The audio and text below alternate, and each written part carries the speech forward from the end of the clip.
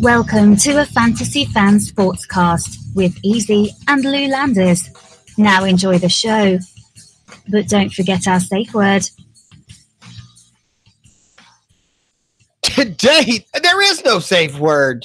The safe word is chicken wings, because when I say chicken wings, I'm out.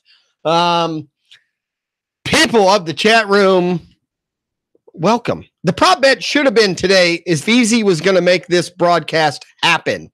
But I think we're on the air. My lights are lit up saying we're live. And I have with me, which I have missed. He dodges me all the other times. Mr. Lou Landers from Landers Talks. And what used to be First and Goal, and now just every show on Lenny. Mr. Lou Landers, welcome to our Super Bowl special. We haven't been together for a while. Glad to see you. How you doing? Easy. I would say my favorite shows of the week were the Easy on a Sunday morning. Week 2 till 17, we had a blast. So yes, it's good to be back here for one last football Super Bowl hurrah bonanza special, whatever we want to call it. Right. I mean, if we want to call it, like I said, as you can see in the background, I'm in Atlanta. There's people walking by trying to find, their seats. They want to get there early. It's been crazy here. It has been crazy. It's one of the first times I've been live, at a stadium. And that's the point. I've been doing a lot this morning trying to get this to work out. You wouldn't believe the security I had to go through to get my little table set up. So I'm just glad we were able to make this happen, Lou. Yeah, and you're doing a really good job of canceling out the crowd noise behind you. You know what? These new microphones they have these days, you know what? It is awesome. It is awesome. These boom mics, I got a great producer in the background. It's fine. I just, every once in a while, if you see, hear beer here or something like that, I don't know what you can tell me. Look like someone just walked behind you with a nice plate of nachos or something. It could be. It could be anything. I mean, there's a lot of people here, a lot of Patriots fans, a lot of Rams people. So it has been. I was at the grocery store early this morning, and at least 50% of the people had some sort of Rams gear on that were there, whether they worked there or were just there shopping. I just had my Legend sweatshirt on. Yeah, I know. I gotta get me some swag order. The majority of the people, but right. This is the Legend sweatshirt, which can be found at our shop. Easy. Right. I am definitely gonna have to. It's nice, it's sexy, and it lets everyone feel like they are a legend, even though there is only one real legend. I feel like one. I think we would be. If we don't say something about what happened, a few hours ago for 24 hours, we would be, letting down the network. The 24-hour Lenny podcast was, I don't know, I was tuned in a lot.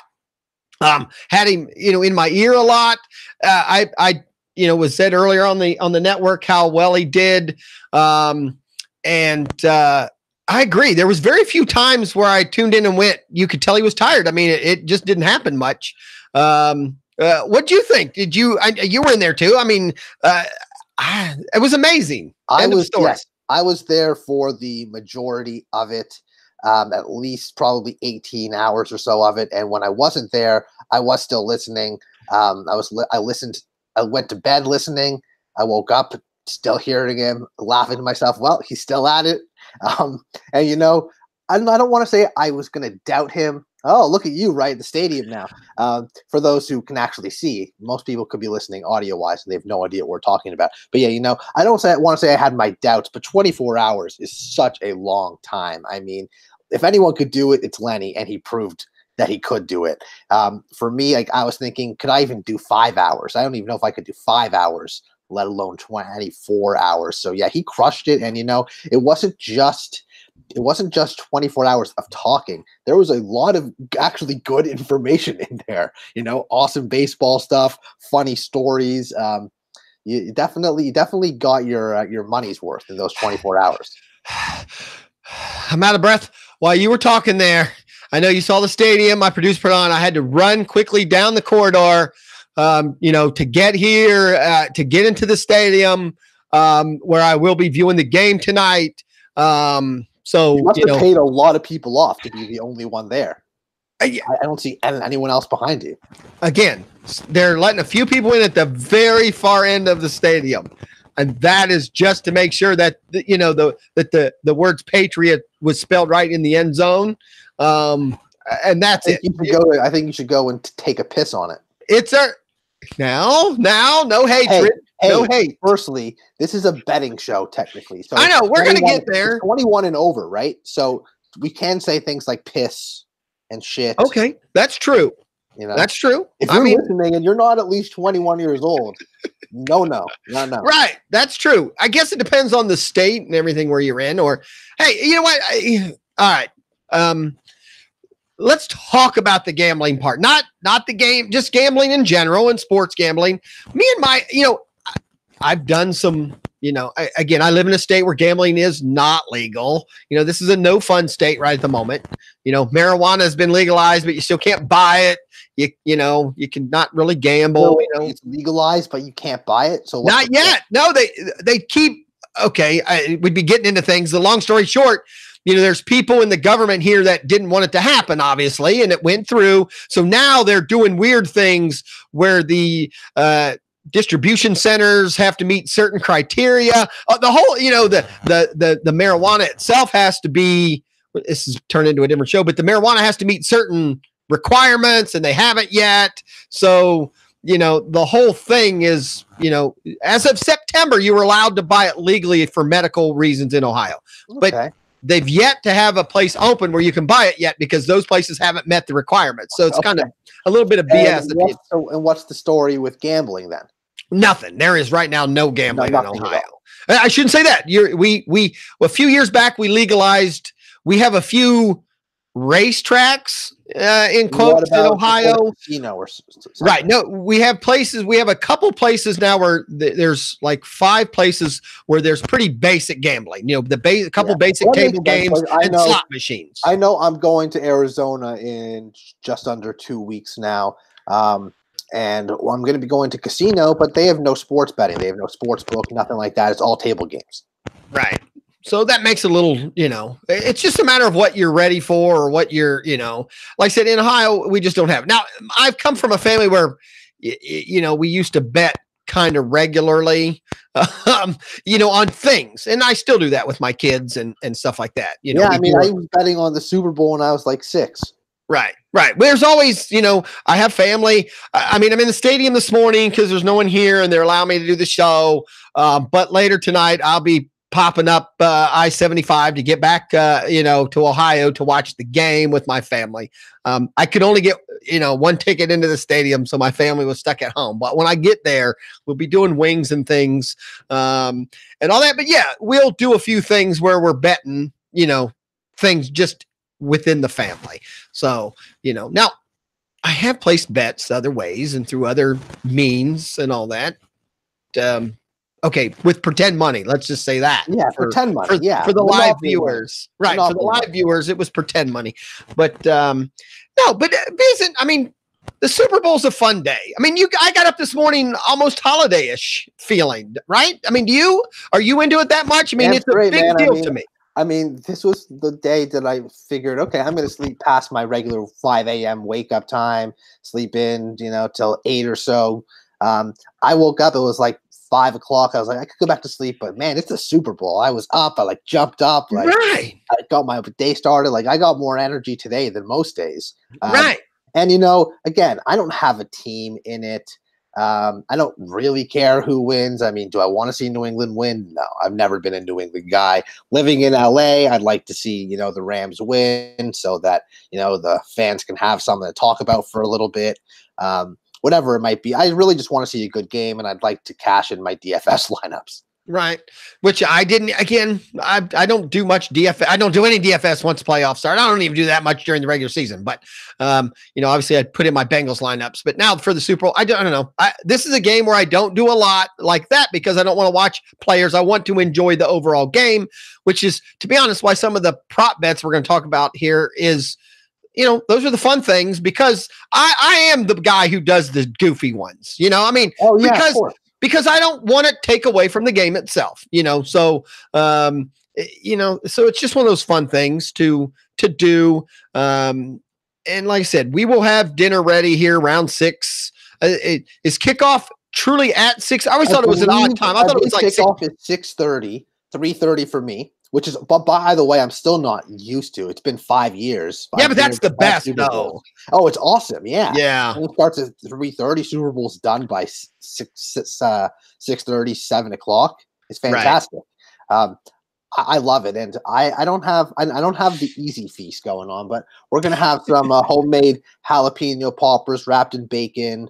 We're gonna have some pasta salad with some salami and pepperoni in it.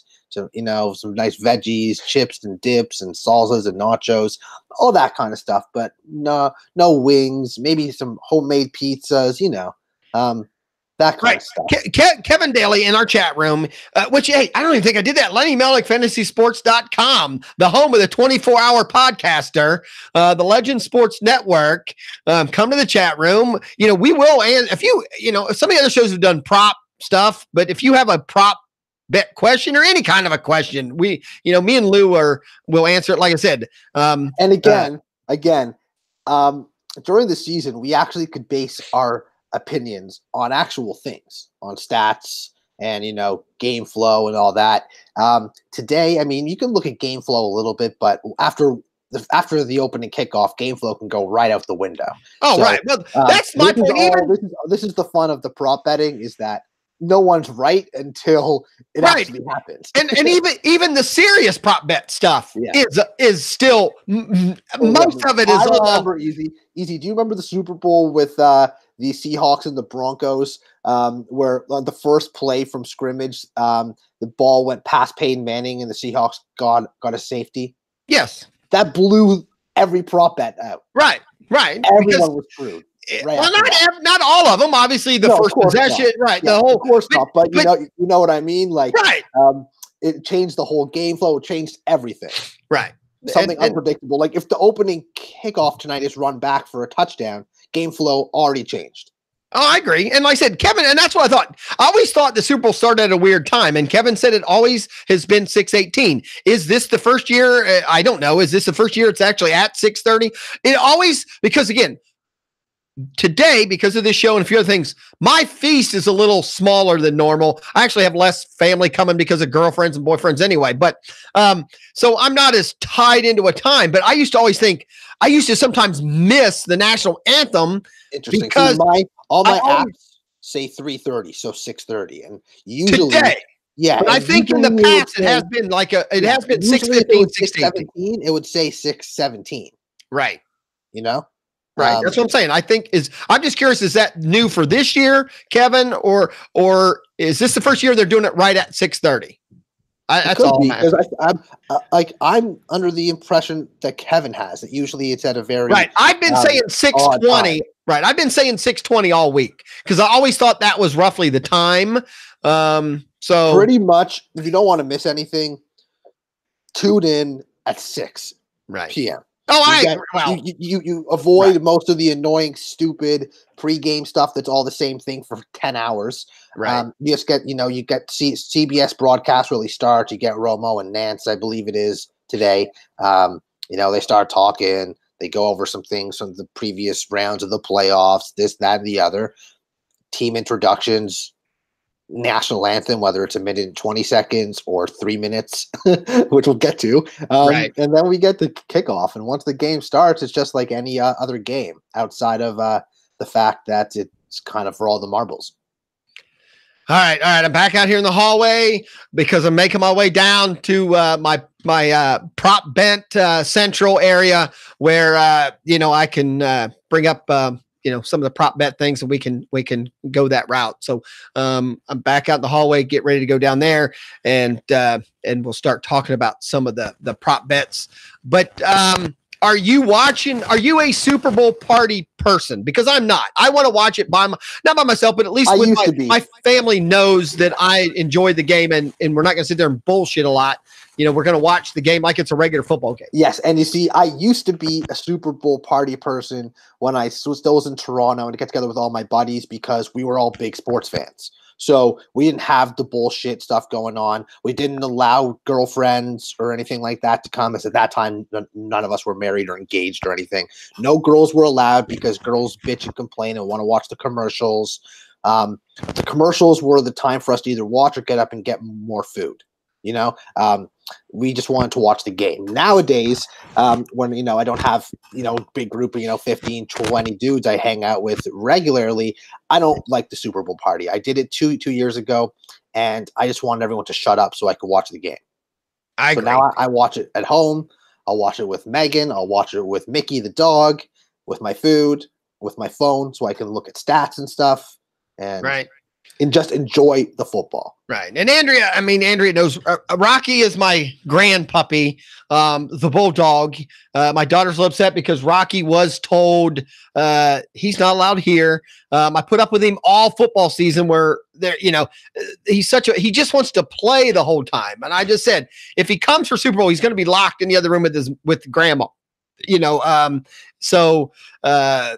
because he can't be in the Super Bowl watching room. I do want to be able to truly sit and watch this game. Does he make a lot of noise? Oh, Lou, he's going to be a baseball player. He's going to be the next Billy Hamilton. He will catch tennis balls for 3 hours straight. He'll bring grandpa the tennis ball. He backs up into the hallway. I have to throw in the ball, and then he catches it, runs it back, sets it at my lap, and takes off running again, sits in the hallway until grandpa throws it. So I've trained my dog from the moment she came home at 6 weeks old. She's watched every sporting event that I've ever watched. Well, she sits right there. The other two will sleep all Sunday if they can. They will sleep all Sunday long. They don't care. And when I get excited, she gets excited. She wags her tail and gets all, pumped up. She's cheering for the Rams today. She told me. She told you. All right, then let's get in. I made it to my Prop Bet Central. People that's watching us out on YouTube. I know Andrea, I think if I did it right, like I said, the prop bet of this show going off, which obviously we'd have lost on time. Me and you are usually sitting here 10 minutes early waiting just to click start. How many different things did we try today? Too many. Too many. We really started our show. You guys didn't see it, but our pregame show was almost an hour. Yeah. And I hope people, you know what, I do it as much for me as you guys, to be real honest. I enjoy messing with this technology stuff, but in the future, I'm getting better. The adding video is the YouTube, just adding that was fairly simple. Now messing with the studio stuff where I can have the third screen and have multiple people on there and have truly my goal is eventually, which I was hoping to even do today, underneath your name, have your Twitter account and handle, try it, ESPN Mini. That's all, just a little production. ESPN with no commercials. Right. And better information. And definitely better information. No offense, ESPN, but your information sucks nowadays. I've jumped off the ESPN bandwagon a while. Let me ask you this, Easy. When you were younger, or even like 10 years ago, would you kind of wake up, throw on SportsCenter, go to bed, throw on SportsCenter? Well, again, I'm much older than you, so I do remember a lot. I mean, originally, yes, I was SportsCenter was on, before I went to bed, and was on, and definitely probably even longer than 10 years. Then I want to say I switched for a while. I think it was CNN. Somebody else had a half hour or an hour long sports show at night. I switched from ESPN to that one because too much of the ESPN in the morning was a rerun. So I would watch, and I'm pretty sure it's CNN that they did an hour long. I'll use the word SportsCenter. I know that's not what they would call it, but they eventually canceled it because ESPN overran them so much. Yeah, and it's funny because firstly, ESPN has gone downhill, but also since MLB Network, NFL Network, NHL Network, all those major sports have their own network. Right. If I want to watch NFL stuff, I'm going to the NFL Network. Right. If I want to watch MLB stuff, MLB, and so on and so forth. ESPN serves no purpose for me anymore unless the game is actually on ESPN, like Monday Night Football. Well, and unfortunately, that's also part of the decision you have to pay attention now. If it's an ESPN event, they cover it much better. If it's an event on another network, their coverage becomes a little more minimalized, I guess, if that's the word. Legend Sports Network and Lenny Melnick Fantasy Sports, on the other hand, though, we cover it the right way. And although we were supposed to come here for prop bets, so we're like 20 minutes in and haven't discussed one. That's all right. We still got 40 minutes, and everyone in the world's talk prop bets. More technically. I know you have a lot to attend to, so we can cut it off. Okay, all right. No, so that's true. We have no limits here. There is no show after us. Commercial at the top of the hour, and we don't have our advertisers screaming at us to get things done. But again, before we get into the prop bets, for those who somehow missed the 24-hour broadcast, it was fantastic. Lenny crushed it. The chat room was full from start to finish. Great participation. So as someone who, works a lot behind the scenes of the website and everything, I just want to say how appreciative I am of all the support that people gave to Lenny. I haven't felt so bad about going to bed since me and Mrs. Easy had a bad weekend once. I really went like, oh man, I feel bad that I'm going to go to bed right now because I'm letting somebody down. But I could not. About 1:30ish or so, I had the Bluetooth in my ear and just kind of laid down. And eventually, the Bluetooth said battery dead. I think I went through. I couldn't tell you how many times I had to charge the Bluetooth thing because you're going to blame the battery. Yeah, I did. On your trust me. My eyelids couldn't go any, and I felt bad because I knew Lenny was in there, doing his thing. But about 1:30, 1:45, I think, is when I finally remembered last time looking at the chat room, and then I fell asleep. So, and then got up a little earlier than normal for a Saturday, and immediately. Yeah, me too. And it's funny when I think I went to sleep for about 4 hours. When I came back, I was so curious to see what had happened. So I actually went into the chat room and scrolled all the way up to when I left. There was too much. The chat room was so active. It was too hard. Yeah. I read like 4 hours of chat room notes. Which again, Lenny, and again, I even typed in the chat room when I finally laid down because Lenny went in because we've talked. He's been on the round table Tuesdays at 10. But because me and Lenny have a pretty big difference on trading. So I think it was about 1:30 in the morning. He brought up that he was going to talk about trades and how trades should be handled. And I even typed in the chat room. I said, if we're going to talk about trading, this is a good time for me to lay down. So because we have a pretty good difference there, which and I'll be honest, when I think he had about 4 hours to go, the trading got brought up again in the chat room, and I don't want to use the word instigated because I'm not going to lie. I didn't put anything in there I didn't believe, but I knew that was going to be a topic. If I was going to be tired, I would want to talk about because I'm kind of winds me up a little bit. So, and I think because Andrea got involved, the trading stuff kind of got a little carried away, and hell, we ended up talking almost an hour and 20 minutes on trading. Well, you kind of need stuff to get carried away when you're doing it for 24 hours. Yeah, that's what I thought. Every time you have to repeat a topic too. I wasn't the one who typed it to begin with, but I saw when it got put in the chat room, like, all right, I'm going to open up the trading stuff and, help Lenny, hopefully maybe help Lenny. I'm sure he didn't need my help, but I'm like, let's see if we can burn an hour. Because Douglas Boyle, by the way, is trolling the Patriots right now in the chat room. Match the New England Patriot to his violation. So you have Belichick, Brady, Aaron Hernandez, and Edelman on the left side. And you have a deflated football, PEDs, a camera, and a gun. Right. That's not that hard. No, Hernandez, Edelman, PEDs, Brady, football, Belichick, video camera. It's not supposed to be hard. It's just hilarious. I know. Okay. There's I guess technically all of them have been proven except for the deflated football. That never was technically proven. No, it wasn't technically proven. So now Lenny did put in there. Okay, Lenny is saying talking trading for an hour and a half at the end there helped him out a little bit. So I'm glad our 180-degree opinion of the thing kind of took off. Oh, you're going. It's getting sunny here. It's getting sunny here. I can't get up to close the curtains. It's getting sunny here. So for the rest of the show, I'm wearing these awesome, badass shades.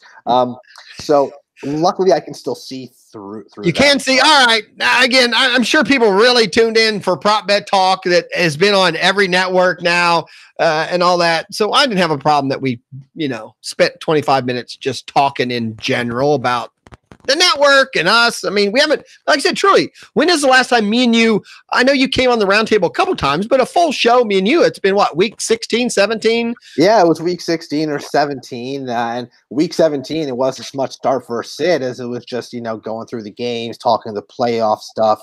Or last fantasy show or betting, whatever, DFS, whatever we would have done was week 16. So yeah, it's been over a month for sure. Right. All right. And again, so let's, we can start at the top or we can go to the bottom. When it comes to prop betting, I think we should just go from top to bottom. It's all over the place. Okay. It's easy for us. And if anyone wants to follow along, what are we using, Easy? We're using the Bovada Sports Football Super Bowl special bets. So right. I'm going to follow along. Feel free to go check that out. And I did click on it now. So on the video now, you are only going to see, unfortunately, my little head and the actual Bovada site. That beautiful, handsome face and goatee. Hey, I spent good money on a green screen. I have to use it. That was Mrs. Easy's rule. So Lou, you'll hear Lou, and maybe if he goes into depth in something, I'll let you see those pretty sunshades. But the first thing, obviously, enough, so don't worry. My problem is now, okay, let's go out of order just a hair. Let me know, make sure you say it. I mean, obviously, isn't the coin flip to me or the national anthem? To me, the first one that most people, I think, bet on is the national anthem, right? So we'll bring that up. National anthem, how long will it go? Bovada's time is 1 minute 49 seconds. I will go with the under there, Easy. All right. So you're saying the under, which is 31-20, which, you know what? I'll play the fan here and you the expert. I know there's different ways to look at betting. I always like the odds as a way to look at it, 3-1 or 7-1 or 2-1, 1-2, so when they're saying how I'm going to be doing it, how I'm making my picks is nothing to do with the odds. I'm making it as if I have an entire prop bet sheet that you'd have at the Super Bowl party or online. And okay. I'm just taking the bet that I think is I got you. All right. Nothing based on odds. All right. So I am showing the odds on there. And obviously the key is like for the yes, 5-12. If I'm not mistaken, that means you have to bet 5 to win 12. Or is it the other way around? Or do you know? 5-12? Yeah. The odds are 5-12 on yes. I think it's the other way around. Yeah. Right. You bet 12 to win 5. Yeah. So that's what okay. Yeah. Right. After I reread it. Usually, you look at like 5-1 odds or 20-1 odds. Well, when the first number is higher, you can make more money. That's right. Well, because that first question is, will Gladys Knight wear a dress? Yes or no? Honestly, dude, I mean, I know the name, but I don't even know who she is. Really, I know Gladys Knight and the Pips. So, sure, she'll wear a dress. And I kind of thought that too. And that is the one where you got to bet $12 to win 5. So I agree. If we're just going to go yes or no, the key to me now on a lot of these sites, some of these prop bets, these sites, people go, oh, somebody in her camp will know, and they can win a lot of money. Most times that Easy is pretended to place bets on these kind of things, there's a limit. But in a lot of these sites, it's 5, 10, maybe $20 on these kind of bets where somebody could know the answer already. It's not like you can bet your house on these type bets in most cases. So, if you think I'm wrong, let me know. But I think that's kind of the case because someone probably already knows what she's wearing today and they can't just bet their whole house on it. I mean, well, yeah, I would say that the people in charge of her makeup and already know. Outfits definitely know by now. Yeah. Right. So she's not picking her outfit out. She's not doing her own makeup. I can tell you that. Right. Even I don't do my own makeup for me neither. Me neither. So you're saying if she goes, you're saying she's going to go over 1 minute 49 seconds. I think she's going to go under. She's going to go under. You're saying she's going to wear a dress. I used to be like around 1 minute 58, 2 minutes, and I'd always go under.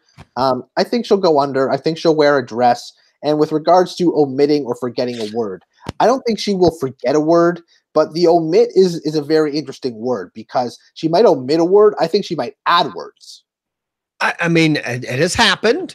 The other issue with this one is, if I'm not mistaken, it's been a while. I think these are pre-recorded.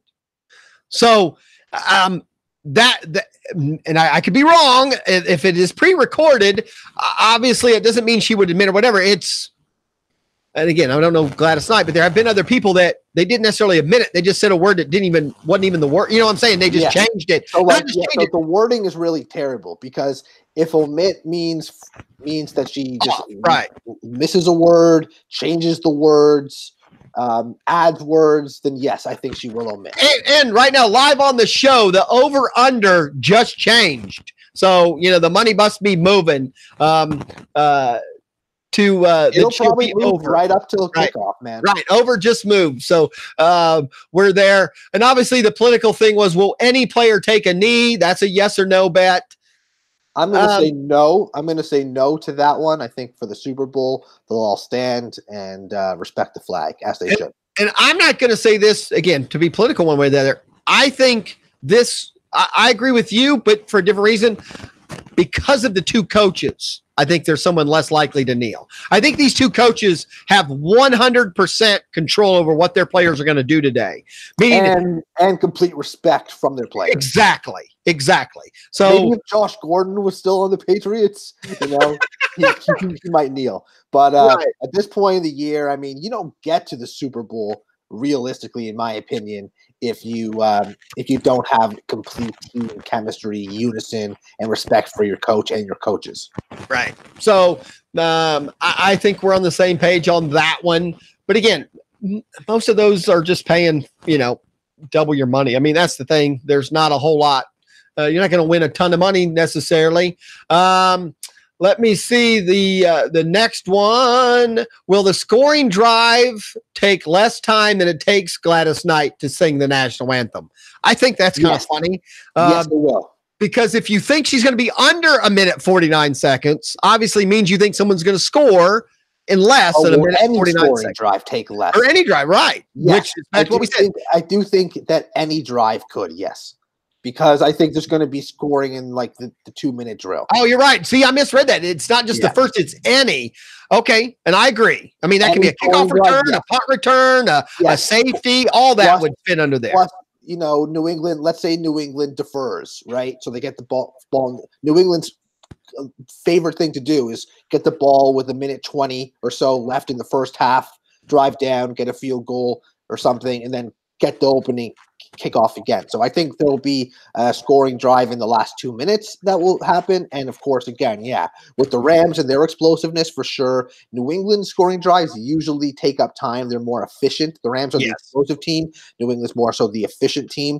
But with regards to 2-minute drills or a punt return, something like that, Well, that's the thing. If New England is down 7 or less, with less than 2 minutes or less than a minute 49 to go and Tom Brady gets the ball, the odds are they're going to score. I mean, I guess now I say that I don't know the odds, but it sure seems like whenever I watch him, he doesn't need more than a minute 49 seconds to score. If it's a close game, if it's a close game in the fourth quarter, someone's losing and they have the football, they might have 58 seconds, 42 seconds in a timeout to get into field goal range. And it's any scoring drive. It's not a touchdown drive, right? So any scoring drive, yes. I would say that there will be at least one scoring drive that takes less time than the minute 40 to 2 minutes that Gladys Knight will sing the anthem. Right. And again, some of these will skip and some I think are fine. Combined yardage of all touchdowns. The over or under is 87.5. So that's all touchdown plays, if I read that right, correct? So they're saying if we take every touchdown play that there was, meaning from 10 yards in, or, I mean, obviously if someone runs a kickoff. I'm going to go with the over only because I think in a game like the Super Bowl, you could get a pick six for 60 yards, kick return touchdown, anything like that. And I do think there's going to be a lot of red zone scores, which won't add up a ton. But I think there's probably going to be 6 or 7 touchdowns scored at least. So if even they average, 10, 12 yards per touchdown, you hit it right there. And that's without a major, pick six or the kick return, punt return, whatever it might be, fumble return. Which I thought was the distance for the longest penalty in the game, I thought was kind of weird. I've not heard anyone else even talk about that. but obviously I'm assuming that has to be a pass interference. I'm going to go over the 15. You just know New England's going to get a pass interference call that goes in their favor. Right. I would agree. And not only that, I think even the Rams, I mean, I don't think the Patriots players, again, the way they're coached, you know what? Give up a big penalty, not a big play. I think they're coached that way too. So someone grabbing somebody and pulling them down at 30 yards is people that aren't paying attention. Might say, oh, well, the biggest penalty you can typically get is a 15-yarder for a personal foul or something. And usually that's the case. But, Brady takes a shot to Gronk or Edelman. Some dude's draped all over him for, a nice 40-yard penalty down the field. There's all right. Only because Kevin Day seems to be our active person in the chat room. Do you see the picture he put in there? Okay, here's my problem. I certainly do. Here's my problem, though. I see there. Okay, just so people know that are not. I guess I could have posted, but if you're not in the chat room, it just says rivalry there though with Celtics and Lakers. Okay, rivalry. I was going a different direction. I see 1, 2, 3, 4, 5 Hall of Famers, and one that's not yet. I mean, I see 4 Hall of Famers and 2 that's not. Oh, who are you saying is not? Mookie Betts? Mookie and Goff. You don't think Mookie's going to get in the Hall of Fame if he has another 5 years? I think he certainly could. Oh, well, my point is, but he's already got a couple of things behind him that make him. I don't think Goff has done anything an average quarterback hasn't done yet. Meaning, Goff to me has done nothing to get. I'm just saying there's 4. Well, there's already 2. Right. Well, there's 3. I'm sorry. Right. Tom Brady's definitely there. Brady's going to be in, and so is Kershaw. I think's there. Right. Mookie, if he continues at this pace, will be a Hall of Famer, but it's way too early to say. Goff is going to have to do a lot more in his career to get there, but he could also get there. But that, I guess, he wins the Super Bowl. But you're going a different way. My question is there a different Rams player that should have been there? Is there someone on the Rams right now we know is going to be in the Hall of Fame? No. You don't think so? Nobody? Aaron Donald would probably be the one I would have said also. He'd be the leading candidate at this point. All right, I would say. I mean, obviously, Gurley's done enough at the start of his career. If he continues, he has a shot.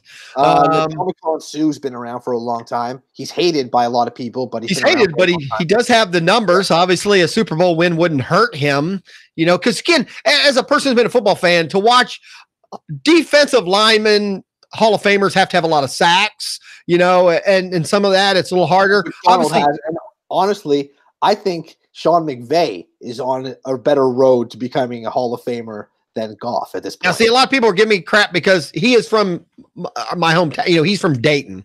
So, he was born here. Now, he didn't play, I think his high school football career was in Georgia or Florida, if I'm not mistaken. So he wasn't there. But, so a lot of people around here are rooting for him because he is a hometown guy. I don't buy it. I don't count him as a hometown guy. He didn't do anything from here. But like I said, I'm an AFC. I mean, the Bengals are in the AFC. We have this argument in other ways. I root for the AFC because my team's in the AFC. I know people think that's dumb, but that's what I do. I mean, even if it was the hated Pittsburgh Steelers today, I would be rooting for my AFC because I want the AFC to be the strongest division. And typically, I do the same thing. However, this year in the World Series, I was not going with Boston because I'm a Yankees guy. I just couldn't do it. And I never will go with the Patriots either. If it was any other American League team outside of the Red Sox in the World Series, I would have been rooting for the AL. In the NFL, if I don't have a preference, I'll go with the NFC because that's where my team is. So yeah, I with you for the most part, but there are extenuating circumstances with teams I just cannot stand. Right. I mean, obviously I can't stand the Browns or Pittsburgh, but I would root for them. Now again, last year, last year I was in a really tough spot. Last year, the Eagles. Yeah, right. I hate the Eagles arguably as much as I hate the Patriots. Yeah. Probably more in most cases throughout the season. I hate the Eagles a lot more, but I was actually cheering for the Eagles last year over New England. And that's right. And that's the same situation I've been in the past when Pittsburgh's been in there. People go, I can't believe you root for them. No, I want the Bengals to beat the Super Bowl champs twice the next year. That's the way I look at it. That's what the Cowboys did. So yeah, I'm with you. Right. I mean, so yes, I'm going to root for them. That's my rooting interest. So first, yes, obviously the Ravens, Pittsburgh, or Cleveland would be teams, but those are obviously AFC teams. So I'm rooting for all AFC teams at that point. And yes, I last year was bad for me because I really, I've not been a New England guy, obviously, but they're in the AFC, and I just hate. I agree with you. That whole division, I can't stand the Cowboys, the Giants, and obviously the problem is it's because they're on damn TV every time. It's like, you can't turn on here in Ohio anyway at 4:00 and not see one of those, the Redskins or one of those. So they just, it aggravates me a little bit. But I'll root for the AFC first. But I don't. I just saw the picture in there. It was pretty interesting because, we're talking East Coast versus West Coast. That's probably a big deal for people today. And obviously, I grew up with the Celtics Lakers. It's really more. A lot of it has to do with the fact that the World Series, was just Boston and LA. So it's the freshest thing in everyone's mind. Yeah, basketball wise, we haven't had it in a while. So I can tell you one thing: we're not going to get the Bruins and Kings in the NHL. You know that? Okay, I know that for a fact. The Kings aren't making the playoffs for sure, and I don't think the Bruins are good enough to go to the Cup. In basketball, I doubt it, but the Celtics certainly have a chance. And with LeBron on the Lakers, I guess anything's possible. Well, that's true. I kind of forgot about. Not that he's been hurt a little bit, but I agree with you. It could happen.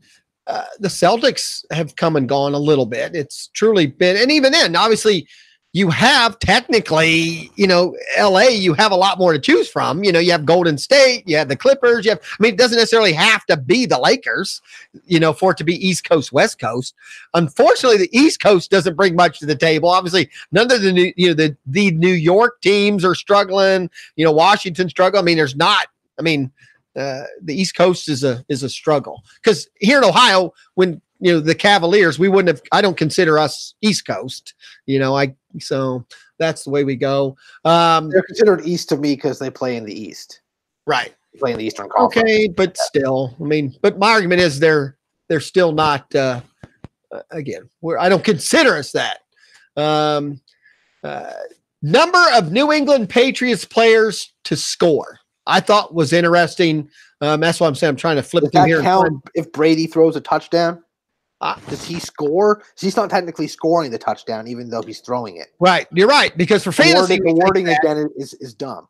I would agree. For fantasy, we think that way. For real football, it's not. It's who catches the ball. But I don't know. These are the games where on a 2-yard, this is the kind of game where Brady will run one in if he's close. They're always running. Obviously, within a yard, he's a quarterback sneak expert. Yes. So nobody's better. Nobody's better between two tight ends.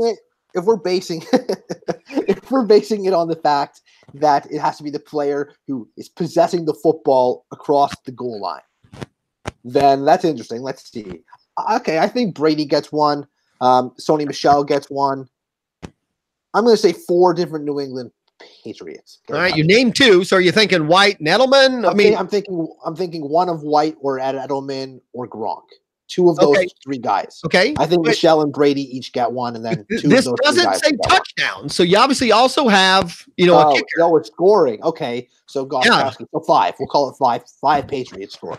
If 5 Patriots score, they're going to win the game. So that would be at least 31 points. Yeah. Well, no, obviously, right. Okay, because the other ones all have to be 4 of those have to be touchdowns at 6 points. Yeah. Now, obviously, no, actually, it doesn't have to be a field goal point. Obviously, could be a safety. I keep thinking Gronkowski, but that's not it. Their kicker is Gronkowski, right? Yeah. So I'm saying 5 different players, and they get 31 points. All right, now what about Rams? You've already said you think it's going to be a higher scoring game. So I would say that I think it's less likely Goff scores. I would say Brady. 3 Rams that would score touchdowns. All right. But if I didn't see it on here, but if the prop bet is, I don't even know how you would word it. Which quarterback is more likely to score? Meaning run one in. I agree. I think Brady's more likely to score than Goff. Brady is definitely more likely to pull a sneak.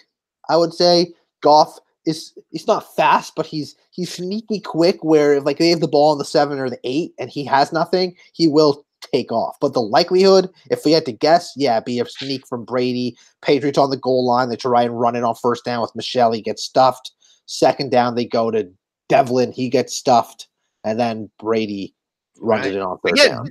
Nobody sticks his head in between two big butts better than Tom Brady. Exactly. That boy. I don't think either quarterback is going to score. But that's coaching. I still think, and they've talked about that, I still think a lot of those sneaks are, what I want to say, they're not even the first call, maybe even. I mean, I think he just comes up to that line. And I mean, it's coach. They know that's an option when he gets up there. It's always an option. And a lot of times when you see it easy, I feel it is it's something that you get to the line and the defense isn't ready yet. And if you get to the line quick and the defense isn't ready necessarily yet, you just snap the ball quickly and go. It's when the defense is fully lined up. See, I've always thought the sneak is better. I know you love the fact that the running back's big, strong, can jump, but anytime you're on the goal line and they're bringing the heat, that extra split second of you having to turn around and hand the ball off just gives the defense a chance to make a play. And you get the ball and go straight forward. Sometimes you can get your first push as a quarterback before the defense even knows the ball is snapped because Brady's there. He gives his center a little tap on the butt, snaps it, goes, done. Right. I mean, and Tom is a head down and drive guy. He's not that quarterback at, again, Goff is even one of those, go over the top, reach it over. No, Tom is a again, he sees a big gap and he goes for it. I mean, so a yard in, I mean, I agree. I mean, I just think it's more likely he scores and obviously he's just good at it. And I think it's part of coaching. But that says another thing for me. Again, not necessarily a prop bet question. Who do you think, and I always find again, I'll preface this by saying, I think they both won it a lot. But is there I think Tom Brady now, he's won so many and lost a few that to me, I, in my heart, believe this means more to Tom Brady than Goff. Maybe that's the way I should word it. Do you think Brady has more in interest in winning this game than Goff does? Are you muted? Unmute yourself there, Shades. I'm muting because my lovely fiance was talking to me about the McCoy jersey I have on the back of my chair because I can't stand the Patriots. So I'm putting the Bills there. So you might have to semi-repeat that question. I heard the names of the players. Well, just easy. I mean, I think they both won it badly, but who do you think? Okay. So who wants it more, you're saying? Yeah, but I don't like wording it that way because I think they both want it. Because I think everyone wants it. Does a guy who gets there the first time want it more than the guy who's got it 6? I think this means more to Tom Brady. That's kind of the way I want to word it. I think it might mean more to Tom Brady, perhaps. I mean, again, you're right. Saying who wants it more, you don't get to the Super Bowl if you don't want it. To me, I think Sean McVay is the key here, man. You see him fired up. I'm sure you've seen the Rams actually hired a coach that keeps him on the sidelines. He's the sidelines coach, the get back coach. He gets so animated and so pumped up. They actually have hired somebody that pulls him back from getting onto the field during the game. So he is as animated as can be. He's intense, fierce competitor. I think he wants more so than anything to not only win in his first Super Bowl, but to beat the guy who is right now known as the best head coach. For Goff, I want to beat the best quarterback. For McVay, I want to beat the best head coach. Yeah, but the way you word that, I'm like, I'm all right. I'm going to call BS because I think no one wants. I think in the whole. No one wants this more than Belichick would be my point. Belichick, yes, he is different as far as the way he, is on the sidelines. But I do believe no one wants this more than Belichick. Yeah, and that's definitely a belief system. To me, they all want it. The team that's going to win is not because they want it more. Exactly. Because they convert on a fourth down that they go for, or they get a big stop on a fourth. You know what I mean? Like, those are the things that are going to make the difference. But I guess the reason I brought that up, though, is back to where we were at, is which quarterback's more likely to score. I think Tom Brady is more willing, maybe, to put himself in an situation where he could get hurt but still score than maybe Goff right at the moment. I think that's what I'm kind of, I'm sorry, I've seen it a million times where And I just had the name. Well, all I can say is Brady doesn't run much. Who? The Broncos quarterback. John Elway doing the damn flip 14 times to score. He wanted it. Yes, they all want it bad. He was willing to put himself in danger to score at that point.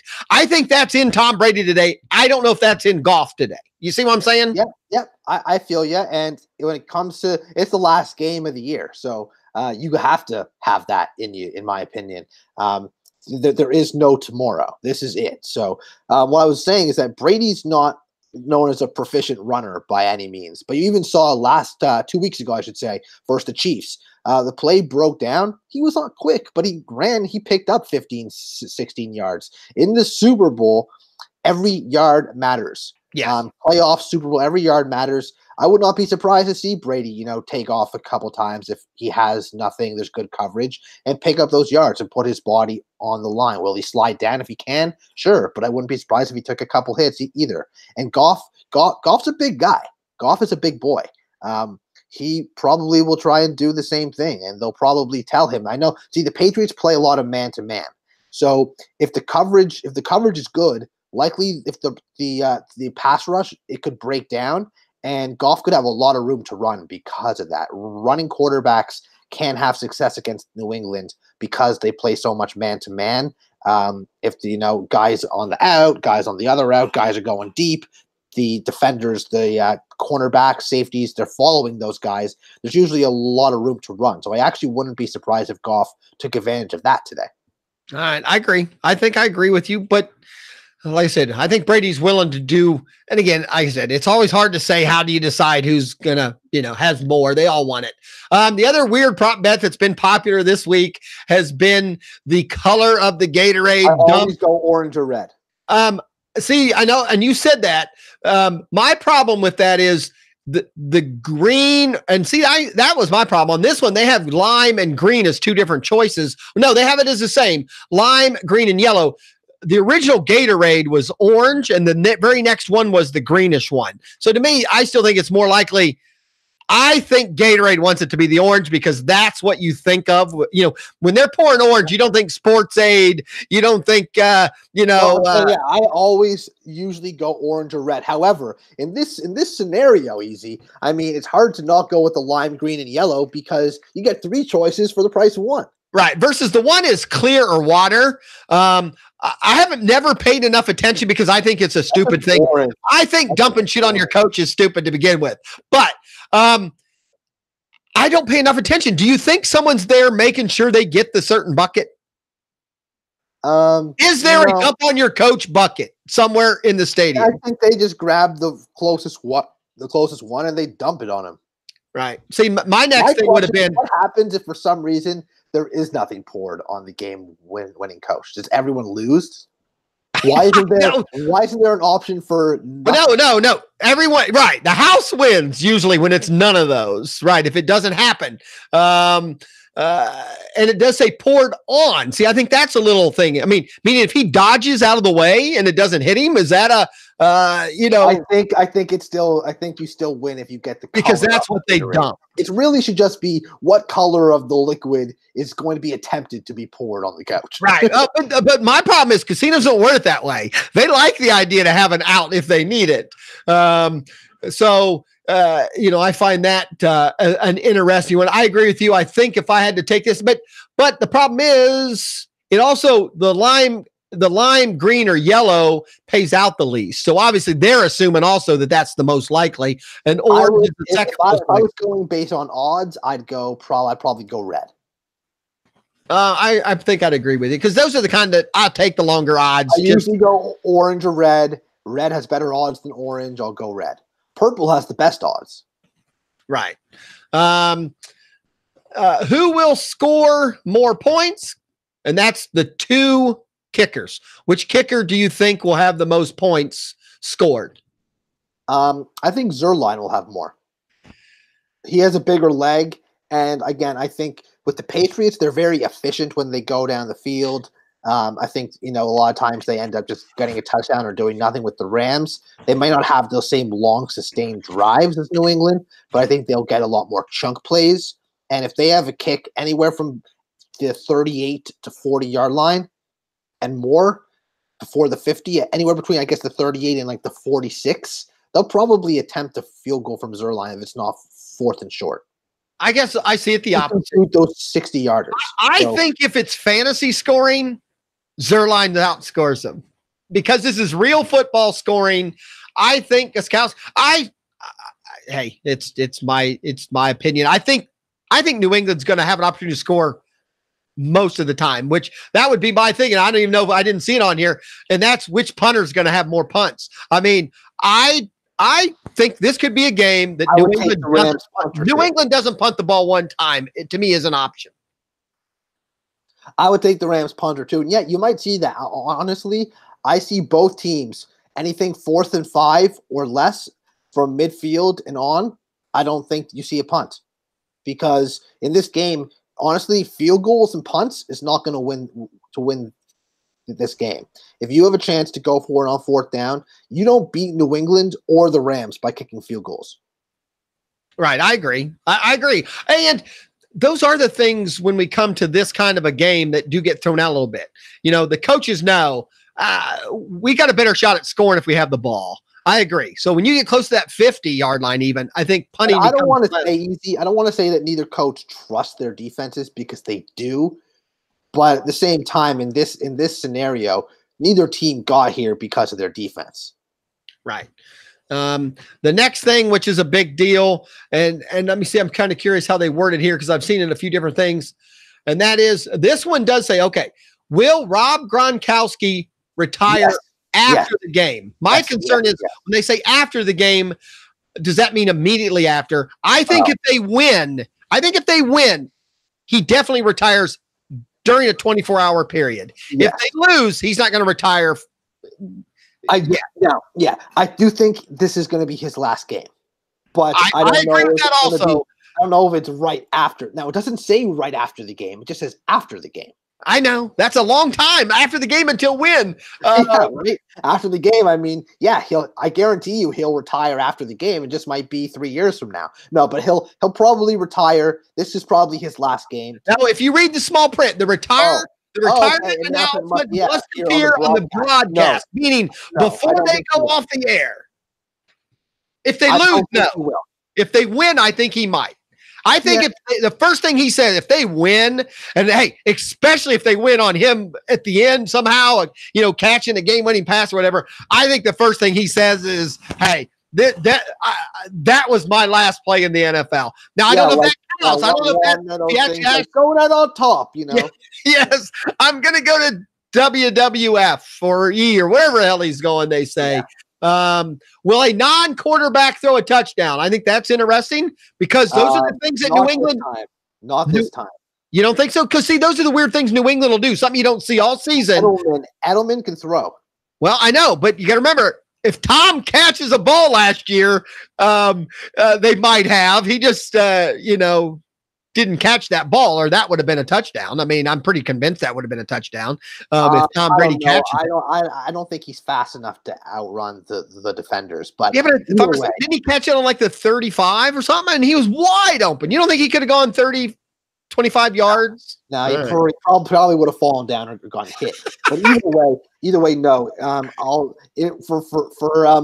For bets like that, when the odds of a non-quarterback throwing a touchdown is so slim to none, sure, it could happen, but I'll always take a bet like that where no non-quarterback's going to throw one because the likelihood is still slim to none. Will any player be ejected from the game for throwing a punch? No. I don't think so either. We haven't seen that in a while, right? The only player that is dumb enough to do it would be Ndamukong Suh. But I still don't think anybody does. See, that's something more likely to happen in championship games. Because there's still that we're not there yet. I think, and I know people like to say that, not that they're satisfied for being in the Super Bowl, but there's some respect for being in the Super Bowl, unless you're a Bengal. But everyone else, being at the Super Bowl is, I don't care if anyone proposes, period. Show me one more proposal on any of my TV screens. I don't think anyone's going to propose, and I hope they don't. It's annoying. We don't care. Do it in the privacy of your own home. Right. I agree. Will both teams combine for a score of 76 or more points to break the Super Bowl record? I think No. that you don't think so? I think this could be one of the highest scoring games. To me, it's the opposite. It's either going to be no scoring. No, I think there will be a lot of scoring. I think it'll be somewhere between 60 and 70 points. All right. Well, near 70, you're only talking 6 more points to break the record. Yeah. No, I mean, anything's possible. But I see it being, you know what it is? Both these teams are also teams that can milk the clock too. I just don't know if there's going to be enough, even if they score on all their possessions, there might not be enough possessions for them to reach that amount. There's just like both these teams could go on those 7-8 minute drives. Like we could see the first quarter be 2 drives. I'm not saying it's going to happen, but I'm saying it could be 7-7 at the end of the first quarter with both teams possessing it once, and then maybe the team that got the ball first running like 3 or 4 plays. All right, then. So because do I think there's going to be a high percentage of scoring on the drives? Hell yeah. I just don't know if it's going to reach the 76 because I don't think that I just don't see there being enough possessions for them to all necessarily do that. Right. All right. And again, we're over an hour now, which I'm fine. Are you good? You're good, right? We have no one on after us. No one cares. You know what? The chat room's actually filled up more in the last 20 minutes. So right. It's a good thing we did absolutely nothing for 25, 30 minutes. And we only started doing the prop stuff recently. Well, you know what? I hope you take this the right way. I think me and you could talk for a while. I mean, without even anyone listening.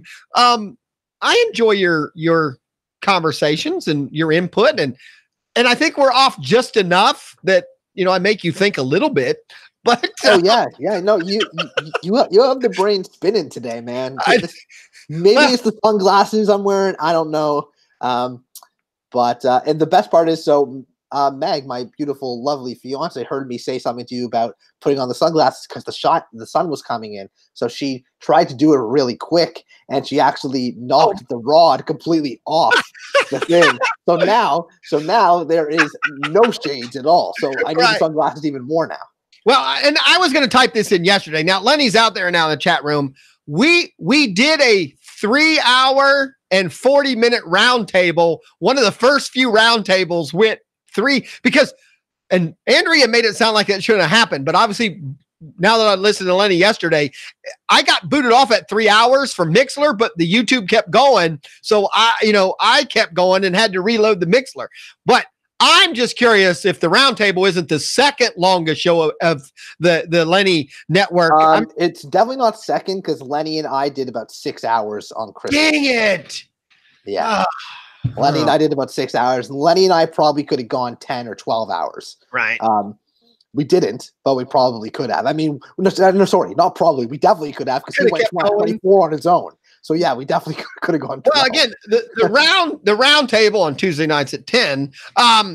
Man, last week those are definitely the most consistently long shows. Yeah, we could have gone a long time this last one. Wait. I think at one point I had 7 or 8 people in there, and we had a few good topics and a lot of yelling and screaming. And actually, that's probably why it didn't last as long. At some point, no one could say anything that anyone could hear. But I mean, it's a blast having that many people on, but it becomes very chaotic. You actually did a very good job, though, I must say, of being like, hold up, you need to talk. Yeah, I try. And even then, there was a couple times where I don't know how much you paid attention. There were a couple times that didn't even work. I had to, it's like I have a way I can hit. There's one button where I can mute everybody but me, and maybe I need to get better at that. But I just was curious. All right, so maybe it's the 3rd longest show ever on the network. I don't know. I mean, not that I'm trying to get up there in any award issues, but will any team attempt an onside kick? I mean, again, that's one of those things where it could easily happen at the end of the game. Yeah. But it's kind of, to me, it's like the quarterback throwing a touchdown. Is it possible? Yes. I'm going to take the safer bet there, though, and say no. All right.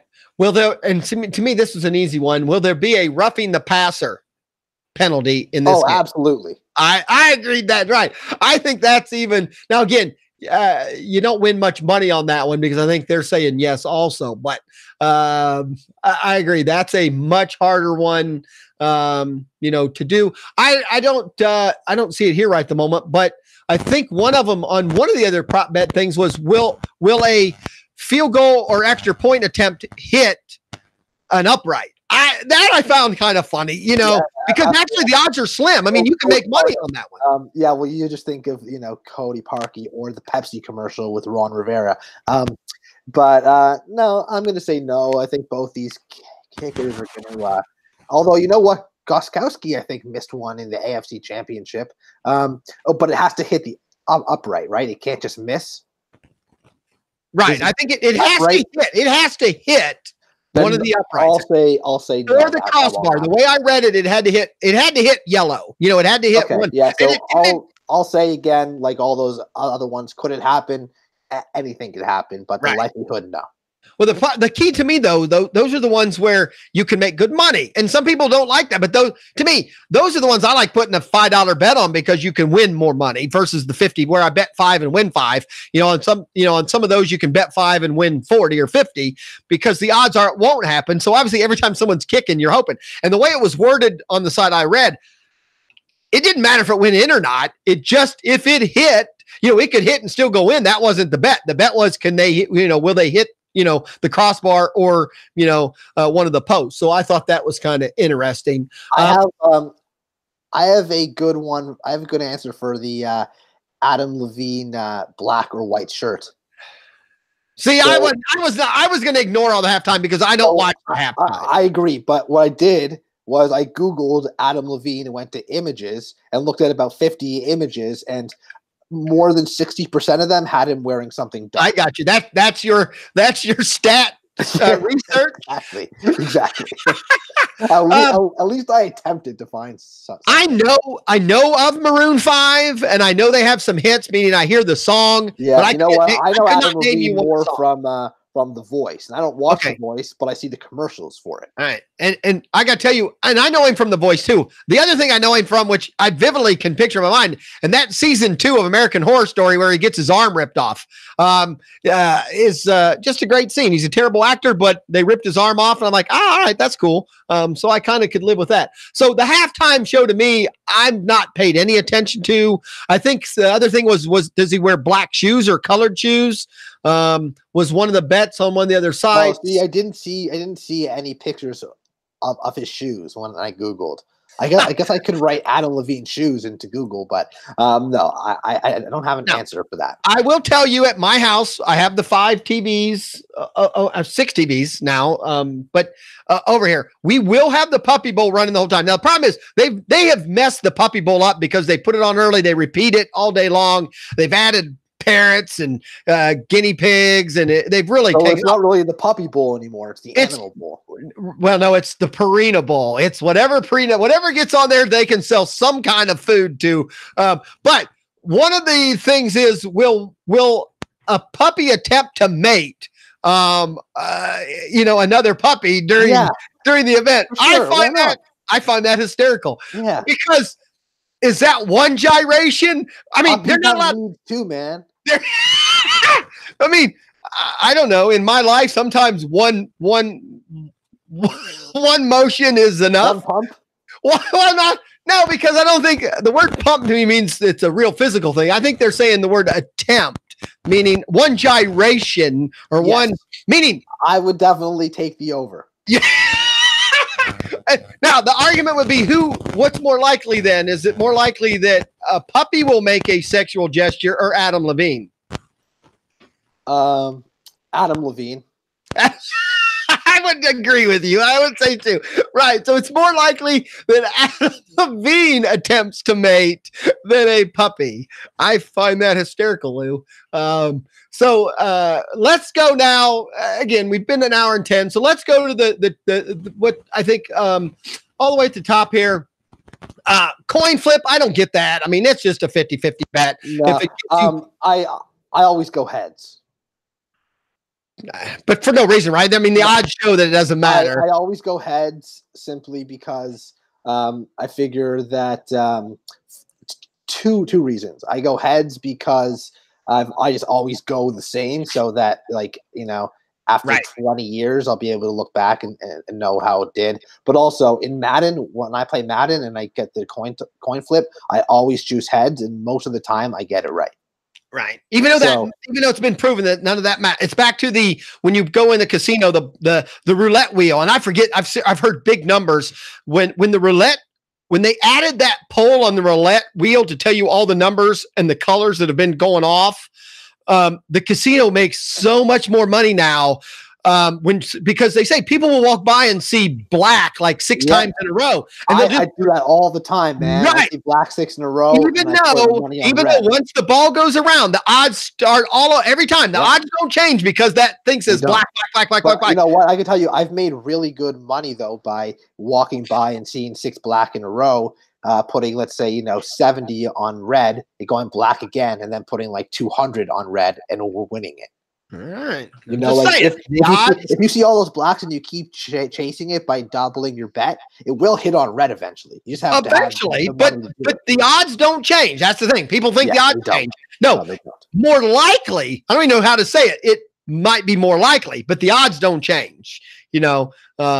So it just kind of cracks me up that. But again, those are in our house, usually that is one of the bets that will happen on the couch just before the coin flip. Somebody will say something, and someone will say, all right, $5. What I like about the heads and the tails though, is that it's one of the only prop bets that the Super Bowl teams are actually betting on too, because they call it. Yeah, that's true. I never thought of that. Right. They're actually making the call. And me and Chris talked last week. I love watching the coin flip because it's been one of the more disastrous, simple things that's happened sometimes. Didn't Joe Namath? Joe Namath screwed it up. President Bush one time.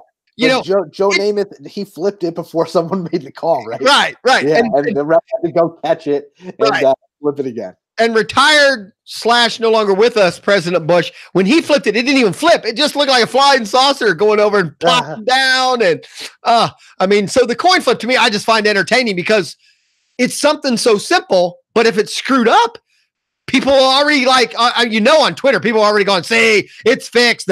If something happens that the Patriots win because of a weird flip, people will already say, there you go. Yeah, well, easy. It's human nature to expect a lot of people to complain for the sake of complaining, unfortunately. Right. Now, see, on this one, the coin toss results are technically what you're betting on. So I'm assuming it doesn't matter what technically the head falls on. No. It's what the referee officially says, I'm guessing. So it's whatever the coin is showing after it's flipped. Yeah. Right. All right. Super Bowl, the MVP has been a pretty big thing. And again, obviously, there's a lot of players. The 2 quarterbacks, the easy picks are always the quarterbacks. Correct, because it happens the most. Now, I don't see it on this one, but on another one, it was one that paid off pretty good. And I still think I think it's doable, and that's the whole defense of the Rams to be the MVP. That's kind of my dark horse call. That's not even an option on this website. If I was going to take the Rams defense to do it, I would just take Aaron Donald to be the guy. My pick for MVP is Tom Brady. My dark horse pick for MVP is actually CJ Anderson. See, and I've heard that too, but even CJ Anderson is up there, as far as on this one, some of the worst odds are Matthew Slater. And then there's a bunch after that. Well, you mean best odds? Or best odds, right? Meaning you're going to win the most money. Yeah. I was just kind of looking, Chris Hogan, Zerline, the kickers are both equal.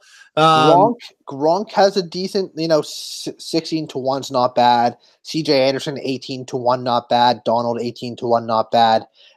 If you want to, if you're a Rams believer and you think one of the receivers is gonna go nuts, they have great betting odds. 40 to 1 on Cooks or 50 to 1 on Woods. I mean, my thing is though, for a defensive player to win it, I think the Rams defensively.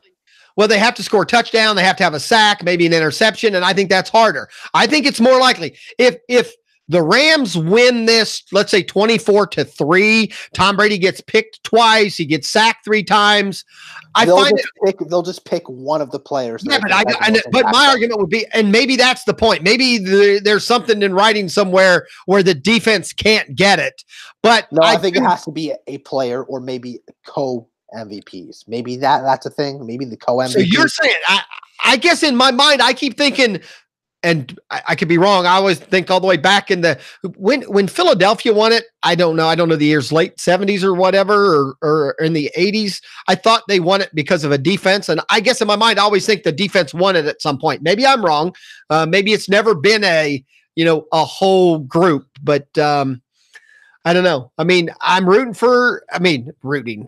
My money's on New England. I think New England's going to score a lot, but I think if the Rams defense pulls it out, it will be hard to give a non-defensive guy. I don't know. I'm just saying, if they only score 3 points, Tom Brady doesn't have a touchdown pass or anything like that.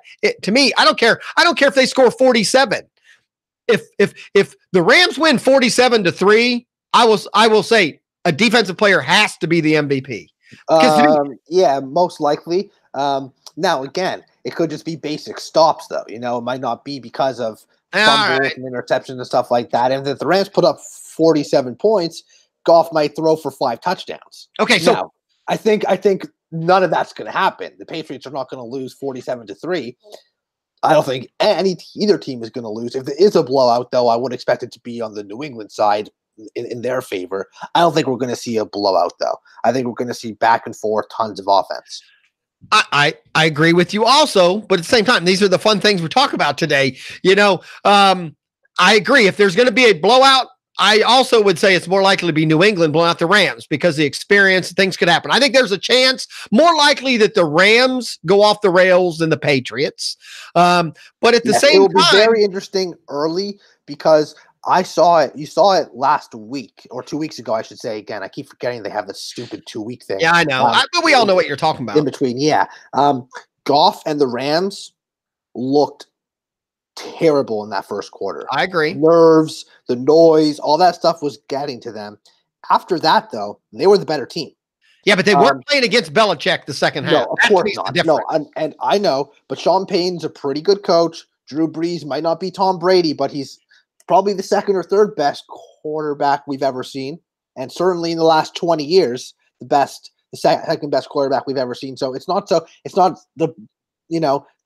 a slouch going down. And the game was in New Orleans too, with that crowd. This time, New England's not the home team, so the Rams, in theory, could actually have, with it being in Atlanta, with Atlanta hating New England.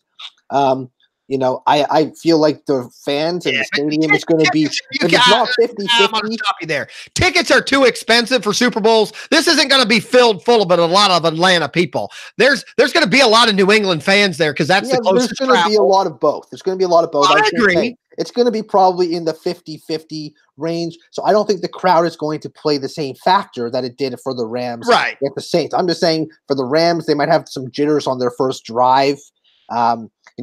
If the Rams are okay in this game if they don't fall down 14 points early. Right. Because I do think early on in the game, New England does have the edge unless the Rams can come out and score on their first drive. Then it's a different story. I think New England would actually be wise to, as Belichick usually does like to defer. I think that would be a wise choice. I would get the Rams offense on the field first. Hoping that they do have some jitters, they don't move the ball, and then you get your edge right there. And again, New England's the best team in the NFL. It's scoring at the end of the half and getting the ball in the second half and scoring too. So a lot of it's going to have to come down, I think, for the Rams' sake, is what they do early on. Because I do think as the game progresses, they will get into a rhythm. They will put up points. It's how they fare early on because the Patriots aren't going to be a slouch. The Patriots do typically start the Super Bowls a little slow, but they've been there. They've done that. They're not going to choke under the pressure. The Rams could. Right. That's the other thing I've heard a lot this week is, when New England has, I think maybe I'm wrong, but the average victory for them in the Super Bowl has been 6 points. And they've obviously won, 6 of them. So they don't win by big margins most of the time. But again, people have been using that as a knock on them. I think it's back to the Belichick likes ball control once he's winning. So he's, he's fine with winning by 1, 3, or 6 as long as he wins. But because I think he has, again, I think this is a coaching thing. He knows how to, take the pressure of being down, in the fourth quarter and using that. So that it's even harder for a team to beat them, even if they're down by 6 or something like that. Yeah, absolutely. And I mean, New England could be down by 25 points and it you get right. Really you matter. Right. They were down 28-3 2 years ago and it didn't seem to matter. So, but nobody seems to know how to coach better than Belichick when it's like, hey, we're ahead by 7. This is now what we're going to do. And it throws the other team off too. They don't go play that prevent crap. They actually will do different things and mix up their blitzes. I don't know. It's hard. That's why it's hard for me not to go against them because of just the coaching part. And since I'm not talking that first one they won against the Rams where the Rams were the heavy favorite, but since then I have gone with New England in every single Super Bowl they've ever been in, except for the second one against the Giants. I just went with the Giants because I figured, they beat them once, they'll do it again. Right. But other than that, in the other 7, so this is their 9th Super Bowl. The second one versus the Giants, I didn't. The first one ever with Brady against the Rams as heavy underdogs, I didn't. But 7 of the 9 times I've gone with New England because how could you not? Right. And Kevin did put it there. Yes. Do I think the Rams could win? Yes. And, I talked for about 15, 20 minutes on Sirius on Friday night with Ron, the Mad Dog McLeese. And we broke down that game, and I gave every single reason why the Rams could win, yet I still think New England's going to win. Right. Well, back to my kind of original question there. If the Rams win big and don't allow the Patriots to score, back to my thing, if Goff has 3 touchdown passes and throws for, 380 or 420, but the defense still holds New England to just 3. I don't know. In my mind, regardless who they give the MVP to, I would have trouble saying that was the defense won that game. I mean, I know enough about football to watch a game like that and go, you know what, that was a defense won that game. So yeah, and I mean, and I'm with you, and I think it would be cool for them to say, the defense, but at the same time, you never see that from the offense, but you can make the argument. The Rams put up 45 points, and, Cooks and Woods each have 100 yards and a touchdown. Gurley has 100 yards and a touchdown. Goff has 300 yards in the 2 passes. They all did great. You're never going to see the offense as the MVP. So can they really do it? Okay, but that's why the quarterback, that's usually then why they give it to the quarterback. Or, just because the quarterback was involved in more of it, where unfortunately you don't have that on defense. You don't have that one guy that's in on every. Now, obviously, you can have a guy that has 20 tackles. I would agree. And that's why in that Atlanta Super Bowl with Brady and the Falcons, I thought James White should have absolutely been the MVP and 3 touchdowns, 12 catches, tons of yards, yet it still went to Brady because Brady was still in on pretty much all those James White plays outside the last touchdown run. So yeah, you're absolutely right. James White had the best game on his own, in my opinion, but Brady was still a part of a lot of what he did, part of what a lot of what the other guys did. And without Brady, they don't come back from that 25-point deficit. Well, it's even back to the MVP odds and everything. See, my thing is, I think if New England wins and it doesn't go to Tom Brady, I think the second guy in line for New England would be Edelman. Because I think there's a way Edelman scores at least 1 touchdown. That's interesting, Easy, because I think it's White or Michelle all the way. It's not Brady. But here's my problem is White, especially White. If White scores 3 times, Brady threw him the ball 3 times, and Brady also threw the ball to other people, so he gets the stats. But Edelman can score without Brady. And that's my point. Edelman could run a punt or a touchdown back to win the game. That would be big. So to me, if he gets close to 100 and he runs a return back, and then obviously you said earlier, and if you would throw in, he throws a pass for a touchdown or even a pass for 60 yards, it's big in the game. Absolutely. 100%. You can say the same thing though about Sony Michel. Edelman has more ways to score today than White or Michelle, I think. Well, then White, yes. Well, actually, no, not necessarily. White, run or pass. To me, Michelle could have 3 touchdowns, and Brady might not have, a stake in any of them outside of driving them down the field. Right. That's why I'd say Michelle doesn't need Tom Brady. Edelman and White more so do, because White does a lot of his work in the passing game. Edelman, yes, he could run a reverse, run whatever back, throw for one, but most of what Edelman's going to do is going to come from Tom Brady. Most of what White's going to do is going to come from Tom Brady. Gronkowski, same thing. Michelle's the one guy who, yeah, he might catch a couple passes, but if he scores 2-3 touchdowns, he could do them without receiving a pass from Brady. He did that once. He already did it once and didn't get the MVP. See, that's my point. He already did it and didn't win the MVP. White did, but that's why I don't count White, because White, 2 of his 3 touchdowns were passes from Brady.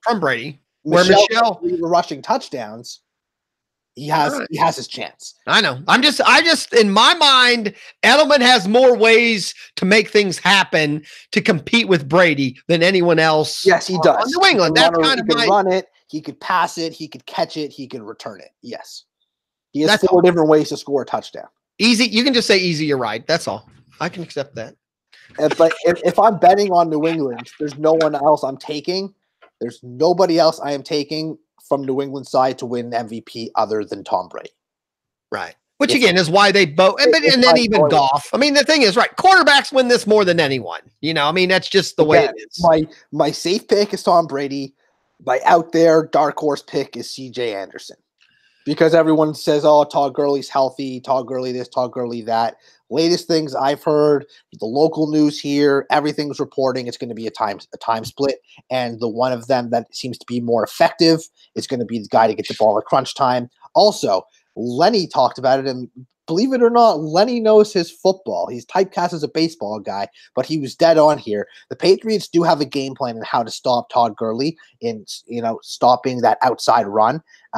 CJ Anderson isn't going to go outside. He's going to go right up in the middle, right at you. He actually potentially has a better opportunity to do more in this game than Gurley does because of their running styles, despite Gurley being obviously the more talented back, the league MVP in the past, and the guy that's probably going to make the receptions out of the backfield. Anderson has the opportunity to actually do more on the ground between the tackles. Right. All right.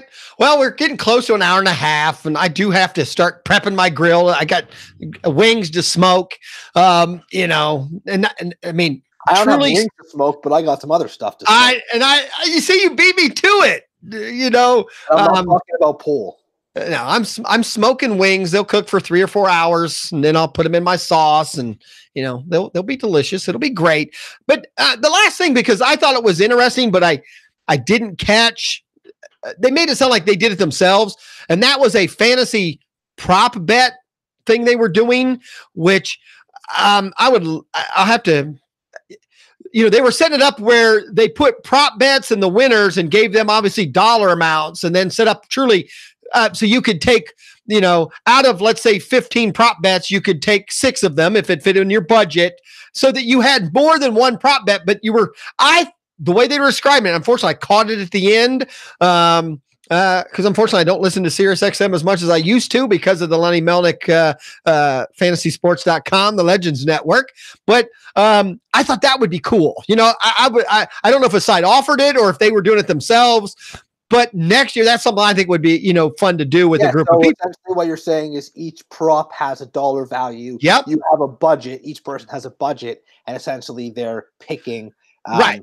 And the way they like those things you see on social media where it's like you have, field your best MLB team, guys listed $5 to $1 at each position. You have $40 to fill it. Like, for instance, obviously, and I'm just going to throw out because I really don't know, but I'm assuming you'll get a budget and at the top, the prop might be MVP Tom Brady, might cost you, $8,000, and golf MVP winning it might cost you, $7,000, and then from there it would be MVPs, but then, back to, you could obviously mix in the crazier ones and stuff like that. I just thought that would be cool where you were kind of picking the ones you thought were the most likely to happen. And then obviously then they also had to win it, I think. I mean, I don't even know how they were doing it. I just thought that was going to be, that would be cool that at the end of the night, there'd be a winner based on multiple prop bets that you made. Thought that'd be fun. So, and I like that more because it's not everyone using the same bets. Right. You're just like fantasy. It's kind of like DFS too. Everyone has access to the same players. See, the difference between regular fantasy and DFS is obviously you don't have access to all the same players as everybody else. You have what you have on your team. In DFS, you and I could essentially make the exact same lineup because we have access to the same players with the same budget. Typically, that won't happen. There's so many different lineups. That's what I kind of like about the way you're talking about with the prop bets. It's kind of like a DFS with prop bets. You all have the same budget, you all have the same options, but there's going to be thousands of different combinations. Right. I just thought it was kind of cool. And again, I'm not even sure. I caught in just enough to say and again, they made it sound like they did it manually in their office. Like they put all these prop bets and you could pick so many of them. And at the end, they were going to have a winner. I thought, man, that'd be cool to figure out how to do that, or what they were doing. Because obviously then the other issue is if you spend all your money on golf and Brady winning the MVP, that obviously has to be weighed with more points too. But if neither one of them win the MVP, you don't get anything. I don't know how you would do it. It wouldn't even be worth to try and hedge your bets that way because you can't get more than one of them right, and you could get both of them wrong. Exactly. So if you're going to bet an MVP on the quarterback, you have to choose. This is the team I think is going to win, and I'm going to go with that guy. To do both of them again, you get one at the max. Very possibly get neither. And if you're paying big money, because if you're only picking 6, that's already potentially 2 of the 6 wrong. I don't know. I just thought it sounded cool. Something fun to do. That's all. So, I think we're about done, Lou. We've been over an hour and a half now. I know we didn't do anything the first 25 minutes, and me and you have been talking now for about 2.5 hours, since we couldn't make our, my stuff work the way I wanted, but I'll work on it. We got, multiple things to. That sounded so dirty. I couldn't get my stuff to work the way I wanted it to. Hey, what can I say? Now I'm back to the stadium. People will be coming in. I hope people are actually watching and not just listening because you've shown them what's going on behind you in Atlanta. You've shown them what's happening on the field. Right. I have my sweet, sexy shades on because the sun's coming through. Now, someone, and again, back to someone in the chat room the other day said something about, well, easy, on your green screen, can you put on hair and hats? Believe it or not, that, guys, anyone who knows me, I've been around almost 3 years in this chat room. It doesn't take much in the chat room for me to go, So yes, I have now found software that will allow me to put on, things, and I've been playing with it. So let's see some.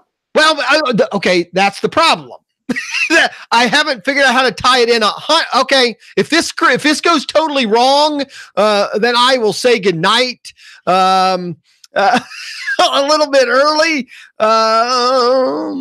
Now I got to see because I was playing with it. I'd like to see what easy looks like with a full head of hair and maybe like okay, but now you're putting pressure on me. Like that's okay. Now see, like this, I did figure out how to, put my equipment cam on there. Does that pop up? So I've kind of was messing with that. We see you in your very expensive studio. I know that Cha gets moist when he sees my studio.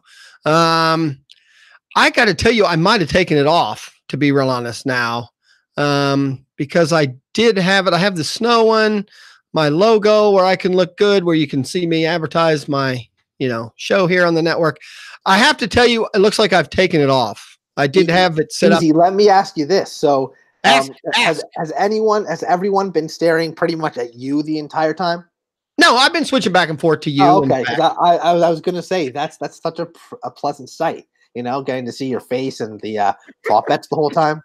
No, I did have the prop bets on there when we were talking prop bets, and see, that's the other thing. I have a machine that I had to get the last minute. I run the YouTube channel on another machine, so I know 100% what's coming through versus assuming or guessing. So, but all right, only because you're putting the thing. Give me 1 minute. Like I said, if this goes totally wrong, I will blame you. There's my normal background, but I think, if I do now, this is too boring for people. But I do have a way where I can wait a minute. Hold on. If I do this, No, I don't think. I You think have a hat. You all have right, that one I did the hat, but it's have not even your me. Big nose and your mustache. You're right, but I don't have the way to get the camera clicking to where it even shows me. That's where I was playing with it. But I did figure, like I said, I got too much time on my hands. Isn't that a song? Too much time on my hands. I'm pretty sure that's a song. I mean, it could be. Yeah, it is, Lou. Trust make me. it one. It is. All right. Yeah, Again, get the real Double A on here. I'm sure he can make a song out of it. and again, for you people who love baseball, I know there's a draft today there. I even did it where I've got, the old Yankee Stadium behind me because I'm not a Yankee right down guy. that left field line. I did not know the difference between a new and an old Yankee Stadium because I don't care about the Yankees a whole lot.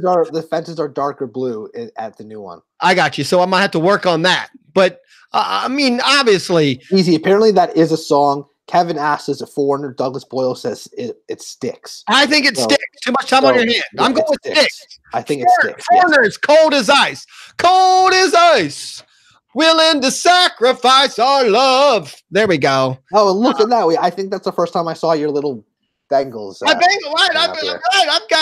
bangling up here. Yeah. I mean, sticks. I'm Legend Sports networking it up here. Welcome to the Grand Illusion. Now, see, Kevin, I'm going to go with breasts. Legend Sports Network. I'm a Lorelei. When I think of Lorelei, my head spins all around. Gentle as a butterfly, she moves without a sound. Tonight's the night she's moving in, and I can hardly wait. But I'm going to go make some chicken wings, and the Super Bowl will be great. Everybody, say goodnight. Had a good time. Lou, thanks for coming out. Everybody in the chat room. Lenny will be on tomorrow morning. Guys, enjoy the Super Bowl. It's Super Bowl Sunday. Are you ready for some football?